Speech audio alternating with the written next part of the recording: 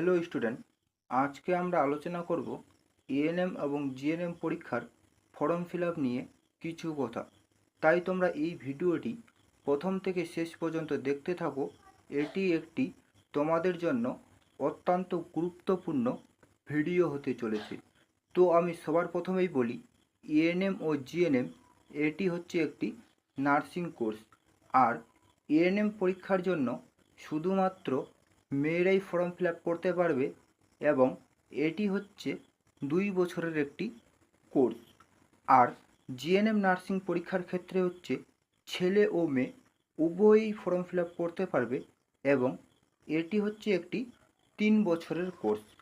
তো এএনএম ও GNM nursing হওয়ার ক্ষেত্রে তোমাদের একটা কথাই মনে রাখতে হবে, এটি হচ্ছে তোমাদের প্রথমে অনলাইন ফর্ম ফিল আপ করতে হবে, তারপর পরীক্ষায় পাস করতে হবে।